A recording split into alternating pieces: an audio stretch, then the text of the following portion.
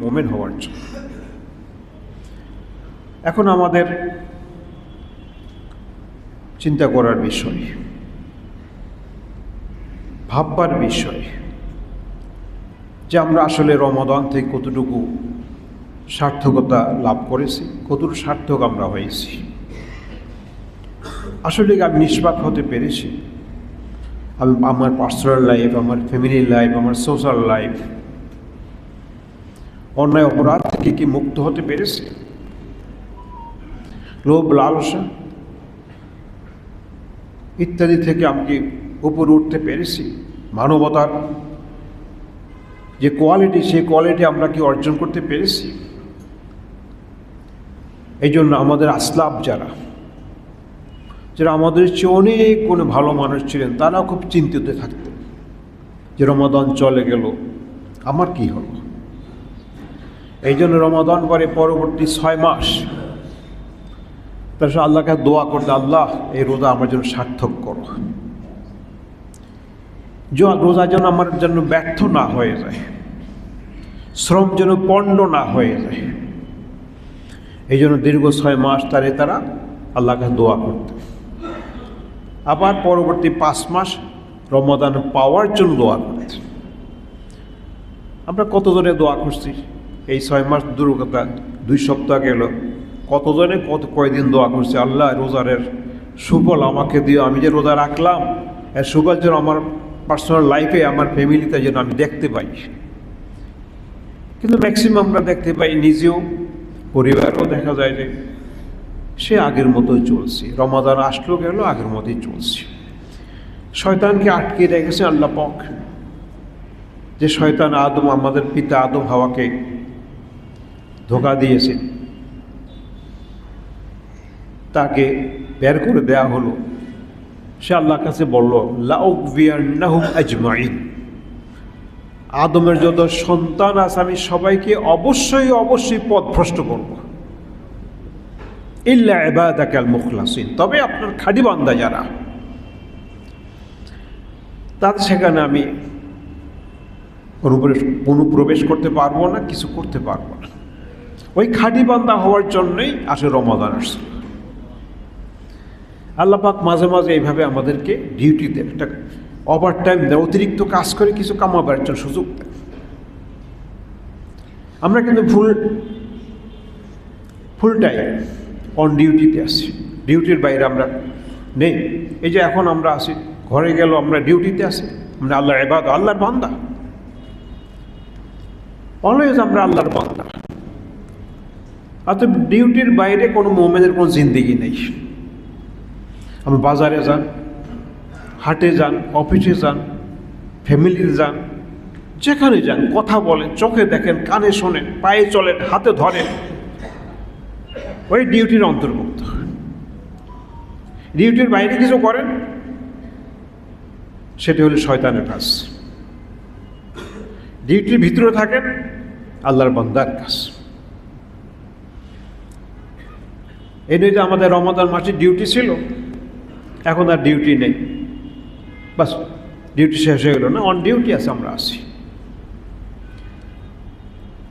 কিন্তু তখন একটু অতিরিক্ত যেন আমাদেরকে ওভার টাইম দেন কিছু কামাবার জন্য, শয়তানরা আটকে রেখে সুযোগটা দেন আমাদেরকে।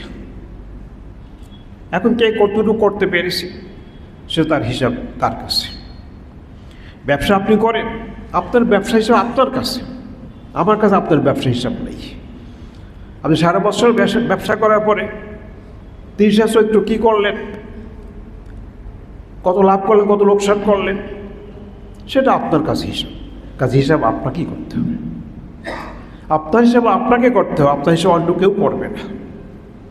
আপনি শয়তানের খপ্পরতে ঘুরতে পারছেন, নাকি শয়তান এখন ফুটবল খেলা আমাদেরকে দিয়ে কখনো এদিক কখনো ওদিক লাথি মেরে ফেলে দেয়।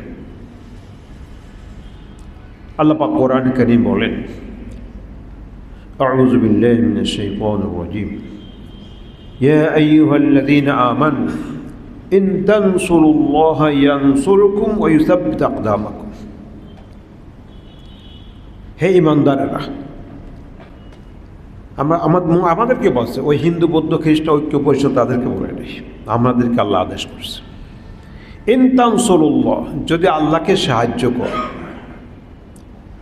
ইয়ানসুরকুম, তাইলে আল্লাহ তোমাকে সাহায্য করবে, ওয়ায়ুসাব্বিত আকদামাকুম, তোমাদের পাগিলিকে মজবুত রাখবেন, দৃঢ় রাখবেন, স্থির রাখবেন, পদস্খলন আসবে না। তাহলে দিনের আল্লাহকে সাহায্য করা অর্থাৎ আল্লাহ দিন বাস্তবায়নের কাজ করা। আপনি একা কিছু করতে পারবেন না। আপনার আশপাশ যদি দুর্গন্ধময় পরিবেশ হয়, আপনি একা বাঁচতে পারবেন না। পরিবেশকে আপনার উন্নত করতে হবে, ফ্যামিলি লাইফকে উন্নত করতে হবে। এখন ওখানে যদি আল্লাহ দিন ঢোকাতে পারে, ইন তানসুর, আল্লাহকে যদি সাহায্য করো, অর্থাৎ আল্লাহ দিন বাস্তবায়নে সাহায্য করো। আল্লাহ বান্দাকে দিন প্রতিষ্ঠা করবেন, আল্লাহ ডাইরেক্ট এখানে কিছু করবেন না। বান্দাকে দায়িত্ব দিয়েছেন, যেমন আপনার ফ্যামিলির দায়িত্ব আপনার, আল্লাহ আপনাকে দায়িত্ব দিয়েছেন ফ্যামিলি পরিচালনা করার, ঠিক দিনের বাস্তবায়নের দায়িত্ব আমাকে আপনাকে আল্লাহ পাক দিয়েছেন। আমার এই বডিতে দিন বাস্তবায়নের দায়িত্ব আমার ফ্যামিলিতে দিন বাস্তবায়নের দায়িত্ব আমার। শয়তান আমাকে ধোঁকা দেয়, ফ্যামিলির মেম্বারদেরকে ধোঁকা দেয়, ধোঁকা দিয়ে গুমরাহির দিকে নিয়ে যায়। সে আদায় করে আসছে, ডানে আর বাঁয়ে আসবো, সামনে আসবো, পিছনে আসবো, কীভাবে ভালো কাজ করে দেখবো আমি। কিন্তু একটাই, ইল্লা ইবাদাকাল মুখলাসিন, তবে খাঁটি বান্দা হতে পারলে কিন্তু শয়তান কাম করতে পারবে না। ওই খাঁটি বান্দা হওয়ার জন্যই দিনের সাথে নিজকে সম্পৃক্ত রাখা। দিন থেকে আপনি আউট হয়ে যান, বিচ্ছিন্ন হয়ে যান, শয়তান সাথে সাথে আপনাকে গ্রেফতার করবে, শয়তান পাকড়াও করবে। এই জন্য রাসূলুল্লাহ সাল্লাল্লাহু আলাইহি ওয়াসাল্লাম বলেছেন, মুসলিম উম্মার সাথে থাকো, উম্মার থেকে আউট হয়েও না, দিনের সাথে থাকো, দিনের থেকে বাইরে যেও না। একটা উদাহরণ দিয়েছে, যেমন কতগুলো মেষ বকরি মাঠে চড়ে, যখন একত্রে থাকে সকলেই শক্তি অর্জন করে, তখন বাঘ আক্রমণ করতে সাহস করে না।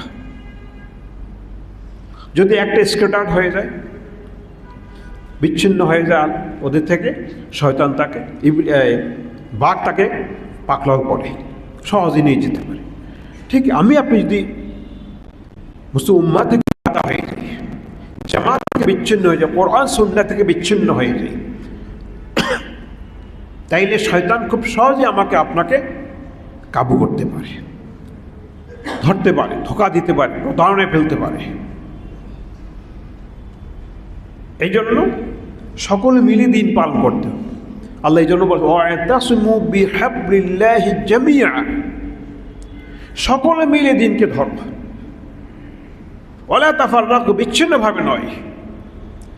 বিচ্ছিন্নভাবে দিন পালন করতে পারবেন না, শয়তান আপনাকে নিয়ে যাবে, ওনাকে ওদিক দিকে নেবে, ওনাকে ওদিক দিকে, আমাকে এদিক থেকে নিয়ে, এক এক দিন নিয়ে শয়তান কাবু করে নেবে, শয়তান তার পথে নিয়ে যাবে। তখন উনি আমার বিরুদ্ধে বলবে, উনি আমার বিরুদ্ধে, আমিও তার বিরুদ্ধে বলব।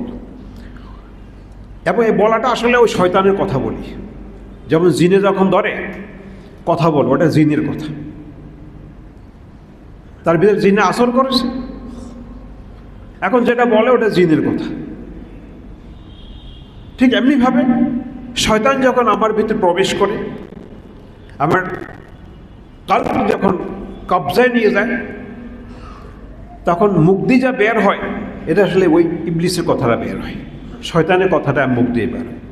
তখন চোখের দেখাটা ইবলিসের দেখা দেখি, কানে শুনি ইবলিসের কথা, কানে শুনি, সবটাই তখন ইবলিসের কর্মকাণ্ড আমাকে দ্বারা করায়, আমাকে দ্বারা ইবলিসের কর্মকাণ্ডগুলো সে বাস্তবায়ন করে। এই জন্য রমাদান আসছিল, এগুলি কন্ট্রোল করো, যাতে তোমার হাতকে ইবলিস না নিতে পারে, তোমার মুখকে যেন ইবলিস কবজা না নিতে পারে, এভাবে অঙ্গ প্রত্যঙ্গগুলিকে যদি ইবলিস তার আয়ত্ত না নিতে পারে। তুমি যাতে আল্লাহর দ্বীনের উপর অটল থাকতে পারো, এই জন্য রমাদান মাস আসছিল আমাদের কাছে।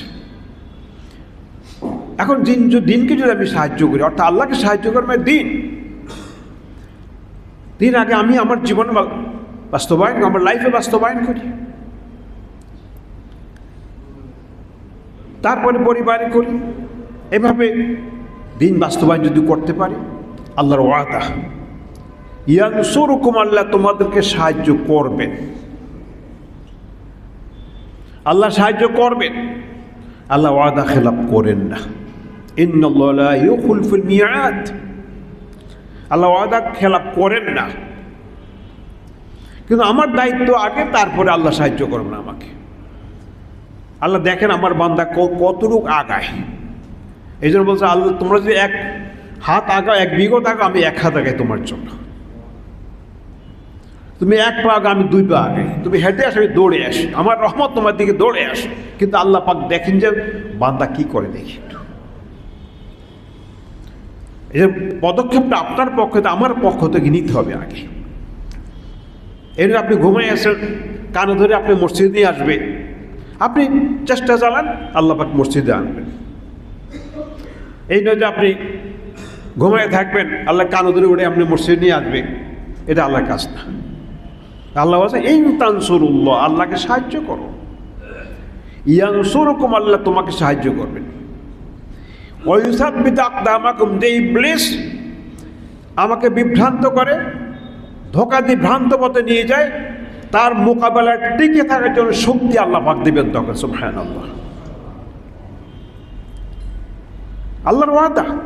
ওয়া ইউসাব্বিতু আকদামাকুম, আল্লাহ যে টিকে রাখেন, ইবলিসের কারো ক্ষমতা নেই, শক্তি নেই আমাকে এই সত্যের পথ থেকে সরাতে পারবে। সূরা হজে আল্লাহ পাক বলেছেন, ওয়ালা ইয়ানসুরান্নাল্লাহু মান ইয়ানসুরুহু, আল্লাহ অবশ্যই সাহায্য করবেন সে ব্যক্তিকে যে আল্লাহকে সাহায্য করে। আল্লাহ কাকে সাহায্য করবেন? ওখানে বলছে, তুমি সাহায্য করলে আমি সাহায্য করব। তুমি 1 পা আগাও, আমি 2 পা আসবো। তুমি 1 হাত আসো, আমি 2 হাত আসবো। তুমি এগিয়ে আসো। তাই ইউসাব্বিতু আকদামাকুম, তাইলে ইবলিস যতই চেষ্টা করে আমাকে আপনাকে ভ্রান্ত পথে নিতে পারবে না, গুমরাহিতে নিতে পারবে না। আর ইবলিস 24 ঘন্টা তার ডিউটি হলো কিভাবে আমাকে আপনাকে গুমরাহ করে, পথভ্রষ্ট করে, পথ হারা করবে। এটা তার ডিউটি, এটাই সে করবে। পণ করে আসছে আল্লাহ পাকের দরবারে, এবং আল্লাহ পাকের কাছে হায়াতও চেয়েছে। কোরআন কারীমে আল্লাহ পাক বলছেন, আমাকে হায়াত দেন, কিয়ামত পর্যন্ত দিলাম, যা সুযোগ দিয়ে দিছে। তারপরে আবার সুযোগ চেয়েছে, আমি তার রগ রেশায় অন্তরে প্রবেশ করার শক্তি আমাকে দেন, সুযোগটা আমাকে দেন। আমি অন্তরে ঢোকে ওয়াসওয়াসা দিব, কুমন্ত্রণা দিব, দিলাম। এই যে রাসূলুল্লাহ সাল্লাল্লাহু আলাইহি ওয়াসাল্লাম ফরমান, ইন্নাশ শাইতানা ইয়াজরি মিনাল ইনসান মাজরাদ দাম, রক্ত যেমন শিরা উপশিরায় চলে, শয়তান শিরা উপশিরায় চলে। এ থেকে বাঁচার পথ হইল যদি আল্লাহর দ্বীনের সাহায্য করি। আল্লাহ ওয়াদা করে, ইউসাব্বিতু আকদামাকুম, আল্লাহ তার মোকাবেলায় টিকে রাখবেন আমাকে আপনাকে। ওয়ালা ইয়ানসুরান্নাল্লাহু মান ইয়ানসুরুহু, যে আল্লাহকে সাহায্য করে, আল্লাহ দ্বীন বাস্তবায়নে কার্যকর ভূমিকা রাখে, আল্লাহ অবশ্যই তাকে সাহায্য করবেন। অন্য আয়াতে আল্লাহ পাক বলেন, ও যে আল্লাহ তাকে সাহায্য করেন, ফালা গালিবা লাকুম, সে তোমার বিজয় লাভ করতে পারবে না। যে যদি তুমি আল্লাহ দ্বীনে সাহায্য করো, তাহলে শয়তান তোমার উপর বিজয় লাভ করতে পারবে। তোমার দুশ্মন যত আছে, ইহুদি বলি, খ্রিস্টান বলি, অমুক বলি, তমুক বলি, শয়তান বলি, যাকে, সব দুশ্মনেরা মুসলমানদের। ফালা গালিবা লাকুম, কেউ তোমার উপর বিজয় লাভ করতে পারবে না।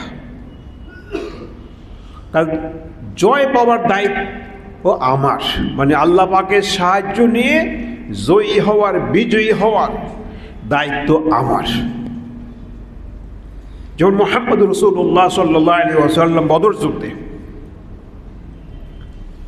ময়দানে দাঁড় করালেন, এলে আল্লাহ সাহায্য চেয়েছেন, দায়ের করার পরে সাহায্য চেয়েছেন। ময়দানে সাহাবাদেরকে যাই যতটুক ছিল এটুক নিয়ে হাজির করেছে সাহায্য করার জন্য, আল্লাহকে সামনে, আল্লাহ দিনকে প্রতিষ্ঠা করার জন্য, দিন টিকিয়ে রাখার জন্য যা করার তিনি চেষ্টা যতটুকু ওটুক করেছে। এবার আল্লাহর কাছে সাহায্য চেয়েছেন, সেইটা এবার আল্লাহ সাহায্য করে, আমার যা ছিল আমি হাজির করছি। আপনিও আপনার চেষ্টা শতভাগ দেন, দেওয়ার পর আল্লাহ আমি চেষ্টা করেছি, এবার আমাকে তুমি শয়তানের মোকাবেলায় টিকে থাকার তৌফিক দাও, চাইতে হবে তার কাছে। এই নয় যে আবার খুব আত্ম অহংকার গর্ব চলে আসবে, তাহাজ্জুদ ঠিক মতো পড়ি, রোজা 30টা রাখছি, আরও 6 রোজা রাখছি, মাসে 3 দিন রাখি, সপ্তাহে 2 দিন রাখি, জান্নাত আবার কার জন্য? না, অহংকার করা যাবে না। কারণ মুহাম্মদ সাল্লাল্লাহু আলাইহি ওয়াসাল্লাম সিজদায় পড়ে কেঁদেছেন, সাহায্য চাইছে, আল্লাহ সাহায্য করো। এই না যে ময়দানে এইবার দখল করে ফেলেছি, না, সাহায্য তার পক্ষ থেকে, তার কাছে সাহায্য চাইতে হবে। আমার যা কিছু আমি হাজির করব, আমি প্রস্তুতি নেব 100%, পুরো প্রস্তুতি আমি নেব, শতভাগ প্রস্তুতি নিয়ে আল্লাহকে সাহায্য, আল্লাহ আমি আমার যতটুকু চেষ্টা আমি করেছি, তুমি আমাকে সাহায্য করো, বিজয় দাস, শয়তানের মোকাবেলায় টিকে থাকা তৌফিক তুমি দাও। আর শয়তানের মোকাবেলায় যদি টিকে থাকা যায়, এই যত দুশ্মন দেখি, ইসলামের দুশ্মন, এরা কিন্তু শয়তানের সৈন্য, শয়তানের ফৌজ, শয়তান এদেরকে দিয়ে আমাকে আপনাকে ভ্রান্ত মধ্যে নেয়, ইসলামের ধ্বংস করা, ইসলামকে ধ্বংস করার চেষ্টা করে। যারা আরবের মুশরিকরা ইসলামকে মিটিয়ে দেওয়ার চেষ্টা করেছে, ওটা শয়তানের কাজ, মূল হতো শয়তান। এই জন্য এই দ্বীনের বাস্তবায়ন আমাকে আপনাকে কোরআন সুন্নাহর আলোকে করে যেতে হবে। কোরআন সুন্নাহ আমাকে যা বলেছে এটাই হলো আমার চলার পথ, এটাই হলো আমার জীবনকে গড়ার পথ, পরিবারকে গড়ার পথ, সমাজকে গড়ার পথ। মুহাম্মদ সাল্লাল্লাহু আলাইহি ওয়াসাল্লাম নবুয়ত প্রাপ্তির পূর্বে সমাজ গড়ার জন্য, দেশ গড়ার জন্য, শান্তি প্রতিষ্ঠার জন্য সঙ্গ করেছেন তৎকালীন বুদ্ধিজীবীদেরকে নিয়ে, হেলফেল ফুজুল যাকে বলা হয়, কিন্তু ব্যর্থ হয়েছেন, পারেননি। আর যখন আসছে ওহী প্রাপ্তির পরে, ওহীর মাধ্যমে আল্লাহ পাকের পক্ষ থেকে ওহী পাওয়ার পরে কোরআন এবং সুন্নাহর আলোকে এইবার মুহাম্মদ সাল্লাল্লাহু আলাইহি ওয়াসাল্লাম একটা আদর্শ সমাজ, সোনালী সমাজ গড়েছে, সোনালী মানুষ গড়েছে। কাজে কোরআন সুন্নাহর বাইরে অন্য কোনো মতাদর্শ দিয়ে, অন্য কোনো মত দিয়ে সঠিক রাস্তা চলা কঠিন, সম্ভব নয়। এই জন্য আল্লাহ পাক কোরআনে কারীম বারবার বলেছেন, আল্লাহকে মানো, রসুলকে মানো, কোরআন মানো, সুন্নাহ মানো। কোরআনে কারীম অসংখ্যবার এই কথাগুলো বলা হয়েছে, কারণ এটাই হলো একমাত্র পথ হেদায়েত পাওয়ার, শয়তানের মোকাবেলায় টিকে থাকার জন্য, নিজের অস্তিত্ব টিকিয়ে রাখার জন্য পথ একটাই, কোরআন সুন্নাহর পথ। এর বাইরে কোনো পথে গিয়ে অস্তিত্ব টিকিয়ে রাখা সম্ভব নয়। পারে নাই কেউ, এখনও পারবে না, ভবিষ্যতেও পারবে না। রাসূলুল্লাহ সাল্লাল্লাহু আলাইহি ওয়াসাল্লাম ফরমান, খায়রুন নাস মান তালা উমরুহু ওয়া হাসুনা আমালুহু। এই যে আমরা বয়স বাড়ছে, শয়তানও তত তার কার্যক্রম চালাইতেছে, বাড়াইতেছে, কিন্তু এই হায়াত বৃদ্ধির সাথে সাথে শয়তানের মোকাবেলায় টিকে থাকার জন্য আমাকে আরো শক্তি বেশি করে সঞ্চয় করতে হবে। আল্লাহ সময় দিয়েছেন শয়তানের মোকাবেলায় টিকে থেকে পরিবেশকে, পরিবারকে, জীবনকে কোরআন আলোকে গড়ে তোলার জন্য। এই নয় যে হায়াত দিয়েছেন বেশি করে, বেশি বেশি কেবল কামাবো, শয়তানি বান্দাই করবো, তো এটা আমার জন্য ক্ষতি ছাড়া কোনো লাভ বয়ে আনবে না। এই আল্লাহ রাসূল বলেন সবচেয়ে ভালো মানুষ সে ব্যক্তি হায়াত পেয়েছে, শয়তানের মোকাবেলায় টিকে থাকে, ভালো কাজ করতে পেরেছে। আর ভালো কাজ কোনটা? কোরআন সুন্নাহ যা বলেছে সেটি একমাত্র ভালো কাজ। অন্য হাদিস রাসূলুল্লাহ সাল্লাল্লাহু আলাইহি ওয়াসাল্লাম ফরমান, ইহরিস আলা মা ইয়ানফাউক, তুমি চেষ্টা চালাও, আগ্রহান্বিত হও, আগ্রহ নিয়ে এগিয়ে আসো ওই কাজ করার জন্য যা তোমাকে কল্যাণ দেবে।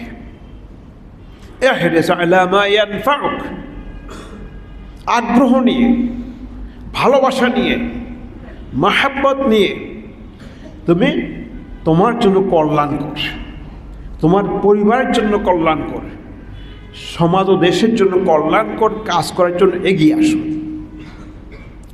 এর ঠেকাই করলাম তা না, আগ্রহ নিয়ে আসতে। হ্যাঁ, এই জন্য শব্দটা এইভাবে আল্লাহ রাসূল সাল্লাল্লাহু আলাইহি ওয়াসাল্লাম ব্যবহার করেছে। আগ্রহ নিয়ে আসো, এটা আমার প্রয়োজন, এটা প্রয়োজন মনে করে আসতে। এই নয় যে ঠেকা করলাম, আর না করলে আবার মানুষে খারাপ বলবে, এরকম নয়। ইহরিস আলা মা ইয়ানফাউক, যা তোমাকে কল্যাণ দেবে, তোমার পরিবারে কল্যাণ আসবে, সমাজ ও দেশে কল্যাণ আসবে, তো ব্যবসায় কল্যাণ আসবে, সেই কাজ করার জন্য আগ্রহ সহকারে এগিয়ে আসো। ওয়ালা তাইজাস, তুমি পারবে না এই কথা ভাববে না যে আমার দ্বারা সম্ভব না, আমার দ্বারা সম্ভব নয় এ কথা ভাববে না কখনো। অক্ষমতা প্রকাশ করবে না যে আমার দ্বারা সম্ভব। বেলালে কালা বেড়ার মতো হাফসি লোক দিয়ে যদি হইতে পারে, আবু ওর মতো গরিব মানুষ যদি হইতে পারে, এরকম কত সাহাবা রাদিয়াল্লাহু আনহু কত দরিদ্র মানুষ ছিলেন, তাদের দ্বারা ইসলাম বিজয় দিয়েছে। আমার দ্বারা হবে না কেন? আমি এগিয়ে আসি, আমি এগিয়ে আসলে আল্লাহ আমার দ্বারা করাবেন। আমি পিছনে থাকলে আল্লাহ আমার দ্বারা করাবেন না। এটা ওয়াস্তাইন বিল্লাহ। তারপর আবার বলেছেন আল্লাহ নিকট সাহায্য চাও। তুমি এগিয়ে আসো আগ্রহ নিয়ে, তুমি আগ্রহ নিয়ে এগিয়ে আসো, ভালোবাসার সাথে এগিয়ে আসো, দিনকে ভালোবেসে প্রয়োজন মনে করে এগিয়ে আসো, এবং আল্লাহর নিকট সাহায্য চাও। আল্লাহ অক্ষম নয়, আমি দুর্বল হতে পারি, কিন্তু আল্লাহ দুর্বল নয়। শক্তি আল্লাহ পাক দেবেন। ওয়াইসাব্বিত আকদামাকুম, আমি টিকে থাকার জন্য শক্তি আল্লাহ পাক আমাকে দেবেন। এই শক্তি আমাকে আর কেউ দিতে পারবে না, কিন্তু শর্ত আগে আসো। অতএব জীবনকে গড়ার জন্য, পরিবার, সমাজ ও দেশকে গড়ার জন্য আল্লাহ সুবহানাহু ওয়া তাআলা আমাদেরকে সর্বশ্রেষ্ঠ নবী মুহাম্মদ রাসূলুল্লাহ সাল্লাল্লাহু আলাইহি ওয়াসাল্লামের পথে চলার নির্দেশ দিয়েছেন। তিনি আমাদের পথ দেখিয়েছেন। সর্বশ্রেষ্ঠ কিতাব, সর্বশেষ কিতাব কোরআনে কারীম আমাদেরকে সুস্পষ্টভাবে সে পথ দেখিয়েছে। মুহাম্মদ সাল্লাল্লাহু আলাইহি ওয়াসাল্লাম কোরআন প্রতিটি নির্দেশ বাস্তব জীবনে আমল করে, প্র্যাকটিক্যাল লাইফে বাস্তবায়ন করে আমাদেরকে দেখিয়ে দিয়েছেন কীভাবে পরিবার গড়ে, কীভাবে সমাজ তৈরি করতে হয়, নিজকে কীভাবে তৈরি করতে হয়। মুহাম্মদ রাসূলুল্লাহ সাল্লাল্লাহু আলাইহি ওয়াসাল্লাম শিখিয়েছেন, দেখিয়েছেন। অফিস বলি, বাজার বলি, রাষ্ট্র বলি, বিচার ব্যবস্থা বলি, সবটাই তিনি আমাদেরকে হাতে ও কলমে শিখিয়েছেন। এই জন্য তিনি বলেছেন ইন্নামা বুইসতু মুআল্লিমান, আমি একমাত্র শিক্ষক হিসাবে তো তোমাদের কাছে প্রেরিত হয়েছে, আমাকে শিক্ষক হিসাবে পাঠানো হয়েছে। আমি শিক্ষক, শিক্ষকতার দায়িত্ব নিয়ে আমি তোমাদের কাছে এসেছি। অতএব জীবন গড়ার জন্য রমাদান গিয়েছে, ইবলিসের জন্য লাথি দিয়ে ফুটবলের মতো খেলতে না পারে, আমি যেন টিকে থাকতে পারি, সেই শক্তি আমাকে অর্জন করতে হবে ঈমানের মাধ্যমে। এই যে রাসূলুল্লাহ সাল্লাল্লাহু আলাইহি ওয়াসাল্লাম বলে এই হাদিসের প্রথম অংশে, আল মুমিনুল কাবিয়্যু খায়রুন ওয়া আহাব্বু ইলা আল্লাহ মিনাল মুমিনিল দাঈফ আবি কুল্লিন খায়র। একজন মুমিন শক্তিশালী মুমিন। শক্তিশালী কিভাবে হবে? দিন পালনের মাধ্যমে, কোরআন সুন্নাহ পড়বে, বুঝবে, মানবে, এর মাধ্যমে ইমান শক্তিশালী হবে। যেমন ভালো ভালো খাবার খেয়ে বডি শক্তিশালী করেন, ইমান শক্তিশালী হবে ইমানের আমলের মাধ্যমে, ইমানের কাজের মাধ্যমে ইমান শক্তিশালী হবে। আল মুমিনুল কাবি একজন শক্তিশালী ইমানদার, খায়রুন অতি উত্তম, ওয়া হাব্বু অতি প্রিয় আল্লাহ পাকের নিকট দুর্বল মুমিনের চেয়ে। কারণ দুর্বল মুমিনকে যে কোনো সময় ইবলিস তাকে স্বীকার করতে পারে, ধরে নিয়ে যেতে পারে, কিন্তু সবল ইমানদার তাকে ইবলিস কাবু করতে পারবে না সহজেই। এই জন্য আল্লাহ রাসূল সাল্লাল্লাহু আলাইহি ওয়াসাল্লাম বলেন, মুসলিম শরীফের হাদিস, আল মুমিনুল কাবি একজন শক্তিশালী ইমানদার। ইমানের শক্তি আসবে কোরআন সুন্নাহ আমলের মাধ্যমে, ইমানের শক্তি আসবে সলাতের মাধ্যমে, ইমানের শক্তি আসবে সিয়ামের মাধ্যমে। আর সিয়াম বলি, সলাত বলি, যাকাত, হজ সবই কোরআন সুন্নাহর ভিতরে। কোরআন সুন্নাহ মানলে এগুলো সব অটোমেটিক চলে আসবে। কিন্তু আমরা অনেক ক্ষেত্রে আনুষ্ঠানিকতা করি, শুধুমাত্র রোজা আসছে ইফতার করি, স্যারিটেরি করি, ভালো, কিন্তু এরপর রোজার পরে আবার যাই সেই। এই জন্য মক্কা মদিনায় আমি একটা কথা বারবার বলেছি আমার সাথীদের সাথে, বাংলাদেশে বা মুসলমানদের মাঝে তিনটা জিনিস বাড়ছে, কিন্তু আসলে সমাজে তার প্রতিফলন খুব কম, খুব একটা নাই বলে চলে। একটা হলো ওমরা করার প্রবণতা বাড়ছে, ওমরা এখন অনেক করে, এটা মুসলমানদের মাঝে, বাংলাদেশের লোকদের মাঝেও ওমরা করার প্রবণতা বাড়ছে, ভালো, কিন্তু ওটাই শেষ হয়ে যায়। মানুষ যাও অপরাধ করছি বাইতুল্লাহ একটা চুমা মারবো, ধাক্কায় ধুক্কা যাই পারে, বস গুনাহ সব মাফ হয়ে গেছে, তার চিন্তা কি, আবার আসা কিছু করবো, আবার ভাইয়া 3 মাস পরে 6 মাস পরে আবার গিয়ে সব মাপটাপ করে নিয়ে আসবো। আজ যদি আরাফায় যাইতে পারে হবে, তার কোনো কথাই নেই, সব মাপ। আটটা বাড়ছে, এতেকাব বাড়ছে, ভালো, এটা ভালো দিক, খারাপ তো বলি না।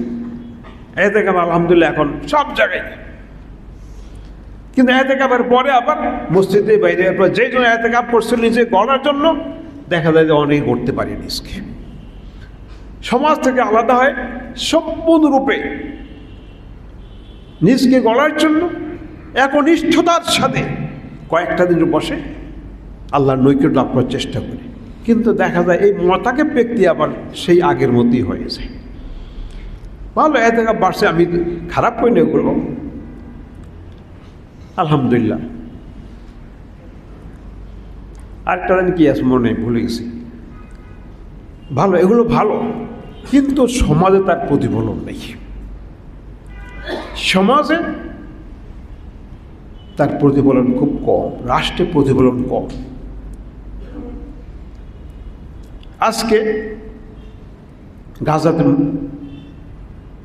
ইহুদিরা মারতেছে, ফিলিস্তিনি মারতেছে,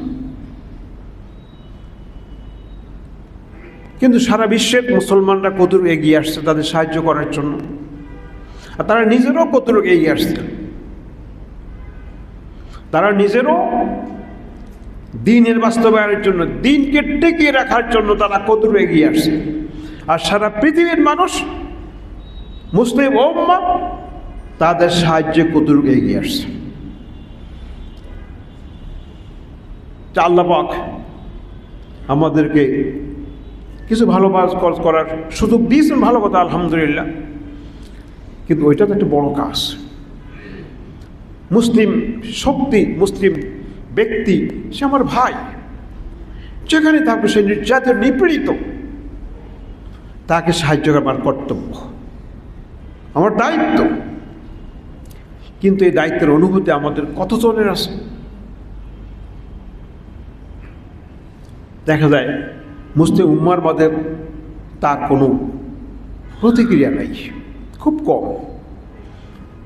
শুধু দোয়াই শেষ করে দিই, খালি দোয়ার মধ্যে বলি,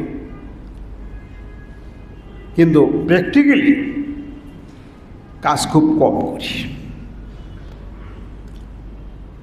আল্লাহ পাক প্র্যাকটিক্যাল পছন্দ করেন বেশি, বাস্তব আল্লাহ পাক পছন্দ করেন। বাস্তবে কি করতেছ?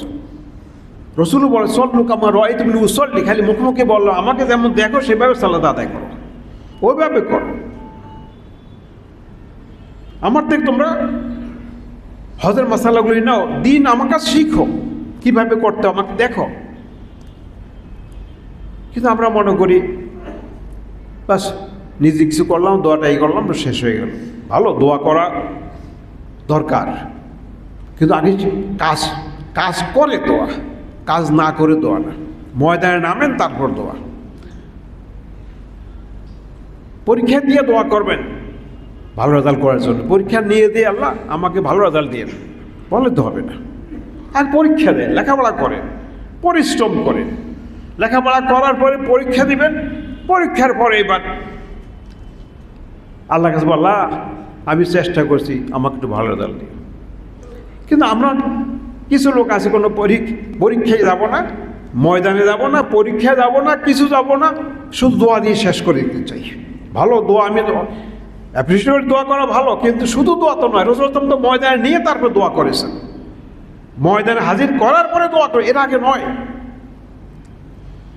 তা আমাদেরও শয়তানের মোকাবেলায় টিকে থাকতে হলে ময়দানে কাজ করতে হবে। আমার শরীরের আমার হিসাব করি মাথা থেকে পা পর্যন্ত দিন কতটুকু আছে, আমার ফ্যামিলির সদস্যদের মাঝে দিন কতটুকু আছে, আমার সমাজের দিন কতটুকু আছে, সেখানে দায়িত্ব আমার কি, কোন দায়িত্ব আমার আছে কি না, আমার ফ্যাক্টরিতে দিন কতটুকু আছে, আমার অফিসে দিন কতটুকু আছে, আমি অ্যাজ এ বস আমার কোনো দায়িত্ব আছে কি না, এই পরিবারের উপরে, এই সমাজের উপরে, এই অফিসের উপরে, এই কলকারখানার উপরে আমার কোনো দায়িত্ব আছে কি না, নাকি চাকরি করে বেতন নেবে বস শেষ হয়ে গেল। আমার একটা কাজ করবে, আমার ডেভেলপ হবে, টাকা পয়সা বাড়বে, আর ওরা বেতন টেতন পাবে, এটাই শেষ, আমার আর কোনো দায়িত্ব নেই। এই জন্য আসুন রাসূলুল্লাহ সাল্লাল্লাহু আলাইহি ওয়াসাল্লাম এই নির্দেশ, কুল্লুকুম রাইন ওয়া কুল্লুকুম মাসউল রাইয়াতিহি, প্রত্যেকেই দায়িত্বশীল, প্রত্যেকে নিজ নিজ দায়িত্ব সম্পর্কে জিজ্ঞাসিত হবে। এই দায়িত্ব পালনের জন্যে কোরআন সুন্নাহর শিক্ষা, দায়িত্ব পালনের জন্য রমাদানের ট্রেনিং, এই ওভার টাইম ডিউটি কিছু করতে হয়েছে, অতিরিক্ত কিছু হাসিল করার জন্য, এর কিছু কষ্ট করার জন্য তা নয়। এই জন্য আসুন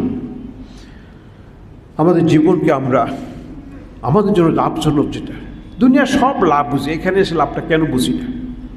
আল্লাহ রাসূল বলেছেন লাভের কাজে আসো, কিন্তু এখানে তার উল্টাটা লাভ বুঝি। শয়তান যেদিকে লাভ দেখায় ওটাই লাভ দেখি। আল্লাহ রাসূল যেটাকে লাভ বলেছেন, কল্যাণকর বলেছেন, সেটাই কল্যাণ কামনা না করে ইবলিস যে পথ দেখায়, ধোঁকা দেওয়া, প্রতারণা করা, মিথ্যা কথা বলা, ওগুলাকে লাভজন মনে করি। আমি রমাদান মাসে সেই লাভটা করি, মিথ্যা কথা বলে অনেক কিছু করি। আসুন কোরআন সুন্নাহর পথে এসে আল্লাহর দ্বীনের বাস্তবায়নের মাধ্যমে আল্লাহ পক্ষ থেকে সাহায্য প্রাপ্তির, আল্লাহর পক্ষ থেকে দ্বীনের অটল থাকার, ইবলিসের মোকাবেলায়, শয়তানের মোকাবেলায় টিকে থাকার শক্তি অর্জন করে দ্বীনকে বাস্তবায়নের চেষ্টা করি। আল্লাহ পাক আমাদেরকে তৌফিক দান করুন।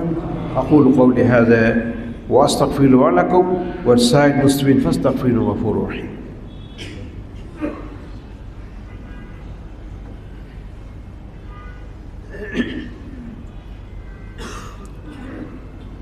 نحمده ونستعينه ونعوذ بالله من شرور أنفسنا ومن سيئات أعمالنا من يهدي الله فلا مضل له ومن يضلل فلا هادي له ونشهد أن لا إله إلا الله ونشهد أن محمدا عبده ورسوله بعد أيها الإخوة الكرام أوصيكم ونفسي بتقوى الله فإن الله سبحانه وتعالى أمر مرارا في كتابه الكريم كتابه الحكيم فقال يا أيها الذين آمنوا اتقوا الله حق تقاته ولا تموتن إلا وأنتم مسلمون واعتصموا بحبل الله جميعا ولا تفرقوا আল্লাহ পাক এই আয়াত বলছেন, হে ইমানদারগণ, আল্লাহকে যেভাবে ভয় করা প্রয়োজন সেভাবে ভয় করো। এর নাম তাকওয়া। এ রমাদান আসছে ওই ভয়টা সৃষ্টি করার জন্য। হাক্কা তুকাতে, খালি ভয় করি বললে হবে না, যেটাকে যে পরিমাণ ভয় করলে তাকওয়া বলবে, ভয় বলবে ওটুক করা। ওয়ালা তামুতুন্না ইল্লা ওয়া আনতুম মুসলিমুন। এই তাকওয়া যত সৃষ্টি না হবে, আল্লাহর ভয় যতক্ষণ সৃষ্টি না হবে, মুসলমান হতে পারবে না। অতএব মুসলিম না হয়ে মরো না, মানে তাকওয়া অর্জন করে মরো, তাকওয়া লাভ করে মরো। আবার এই মুসলিমে টিকে থাকার জন্য ওয়াতাসিমু বিহাবলিল্লাহি জামিআ, আবার সকলে মিলে, তুমি একা পারবে না, তোমার একার পক্ষে দিন পালন করা পুরোপুরি সম্ভব নয়। এই জন্য আল্লাহ পাক আবার পরপরে আদেশ করছেন, সকলে মিলে আল্লাহর দিনকে আঁকড়ে ধরো, ওয়ালা তাফাররাকু, বিচ্ছিন্ন হয়েও না। তাহলে সকলে মিলে দিন পালনের মাধ্যমে ইসলাম পালন করা পুরা সম্ভব। ইসলাম পালন যদি করতে পারি ঠিকঠাক মতো, তাহলে তাকওয়া আসবে। আর তাকওয়া আসলেই আল্লাহ পাক ওয়াদা দিয়েছেন, উইদ্দাত লিল মুত্তাকিন, জান্নাত তৈরি করেছি মুত্তাকি লোকদের জন্য। যেই জান্নাতের আশা রাখতেছি, আল্লাহ পাকের কাছে সকাল বিকাল বলতেছি, আল্লাহ জান্নাত দিও, ওই জান্নাত তৈরি করেছেন একমাত্র মুত্তাকি লোকদের জন্য। আল্লাহ পাক কোরআন কারীমে অনেক জায়গায় বলেছে এবং বারবার ইন্নাল মুত্তাকিনা ফি জান্নাতি, ওই মুত্তাকিরাই জান্নাতে থাকবে। এভাবে কোরআন কারীমে অসংখ্যবার বলেছে। মুত্তাকি হবেন না, তার জন্য জান্নাত তৈরি করে গেছেন, এক জায়গাও পাইবেন না। এই সুযোগটা আল্লাহ পাক রমাদানে বেশি করে দিয়েছেন। একটু শয়তান বন্ধ রেখে, আটকায় রেখে আমাদেরকে একটু সুযোগটা দিয়েছেন, যাতে শয়তান ধোঁকা দিয়ে এই পথের থেকে সরাতে না পারে। আল্লাহ পাক আমাদেরকে তৌফিক দান করুন। ওয়াসাল্লু আলাল বাশীরিন নাযীর فإن الله سبحانه وتعالى أمرنا بالصلاة والسلام عليه قائلا إن الله وملائكته يصلون على النبي يا أيها الذين آمنوا صلوا عليه وسلموا تسليما وقال عليه أفضل الصلوات والتسليم من صلى علي مرة صلى الله بعشرا اللهم صل وسلم على نبينا محمد بن عبد الله وعلى آله وأصحابه خاصة الخلفاء الأربعة أبي بكر عمر عثمان وعلي وعلى العشرة المبشرة والأصحاب بيعة العقبة والأصحاب الشجرة والبدريين وعلى جميع الصحابة من الأنصار المهاجرين وآل بيت النبي صلى الله عليه وسلم المكرمين اللهم أعز الإسلام والمسلمين اللهم أعز الإسلام والمسلمين وأذل الشرك والمشركين ودمر أعداءك وأعداء الدنيا يا رب العالمين اللهم ألف بين قلوب المسلمين اللهم أصلح شأن المسلمين اللهم انصر من نصر الدين وأخذل من خذل المسلمين اللهم أمن المسلمين في أوطانهم اللهم أمن المسلمين في بلدانهم رب العالمين আমাদের জীবনের গুনাহগুলি আপনি মাফ করে দেন, আমাদের নিষ্পাপ আপনি করে দেন ইয়া রব্বুল আলামিন। রব্বুল আলামিন শয়তানের মোকাবেলায় টিকে থাকার জন্য ঈমানী শক্তি প্রয়োজন, আমাদেরকে ঈমানী শক্তি দান করেন। শয়তান যাতে আমাদেরকে, আমাদের ফ্যামিলির লোকদেরকে, পরিবারের লোকদেরকে, সমাজের লোকদেরকে আল্লাহ বিভ্রান্ত করে, আল্লাহ ভ্রান্ত পথে না নিতে পারে সেই তৌফিক দান করেন, সেই শক্তি আমাদেরকে দান করেন, ঐক্যবদ্ধভাবে সেই শক্তি সহ্য করার তৌফিক দান করেন, কোরআন সুন্নাহর আলোকে জীবনকে সেভাবে গড়ে তোলে শয়তানের মোকাবেলায় টিকে থাকার শক্তি আমাদেরকে দান করেন। ইয়া রব্বুল আলামিন, রব্বুল আলামিন আমাদের সন্তান সন্ততি পরিবার পর্ব সবাইকে মাফ করে দেন। যারা কবরে চলে গিয়েছে আল্লাহ তাদেরকে মাফ করে দেন। কত মানুষ চলে গেলেন এই রমাদান আগেও, রমাদানের পরও গিয়েছে, আল্লাহ তাদেরকে মাফ করে দেন, তাদের কবরগুলিকে বেহেশতের বাগান বানিয়ে দেন। বিশেষ করে আমাদের মুরব্বিয়ানি কিরাম, আমাদের আব্বা মা দাদা নানা নানি, আল্লাহ আমাদের প্রিয় যারা কবর শুয়ে আছেন তাদেরকে মাফ করে দেন, আল্লাহ তাদের কবরগুলিকে বেহেশতের বাগান বানিয়ে দেন। এ আল্লাহ আমাদেরকে, আমাদের সন্তানদের, পরিবারের সদস্যদেরকে, দেশের মানুষগুলিকে আল্লাহ আপনার দ্বীনের পথে, সত্যের পথে চলার তৌফিক দান করেন। রব্বুল আলামিন আমাদের মাতৃভূমি, আমাদের জন্মভূমি বাংলাদেশকে আপনি আপনার দ্বীনের জন্য কবুল করে নেন।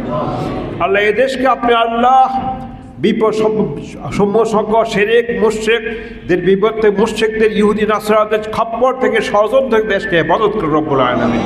দেশ সার্বভৌমত্ব আপনি রক্ষা করেন আল্লাহ। ইসলামের জন্য, ইমানের জন্য দেশকে আপনি কবুল করেন রব্বুল আলামিন। কোরআনের জন্য আপনি কবুল করেন রব্বুল আলামিন। রব্বুল আলামিন পৃথিবীর যে যেখানে মুসলিম উম্মাহ বিপদগ্রস্ত আল্লাহ তাকে সাহায্য করেন, তাকে আপনি সাহায্য করেন।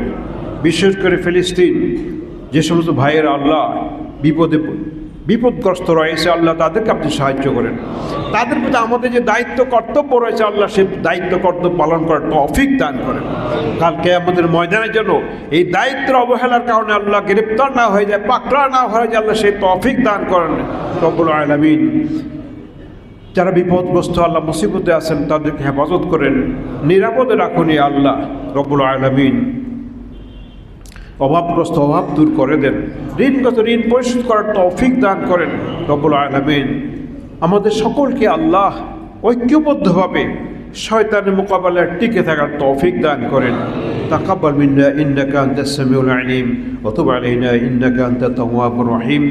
ইবাদাল্লাহ রাহিমাকুমুল্লাহ, ইন্নাল্লাহা ইয়া'মুরু বিল আদলি ওয়াল ইহসান ওয়া ইতা'i যিল কুরবা ওয়া ইয়ানহা আনিল ফাহশা'i ওয়াল মুনকারি ওয়াল বাগyi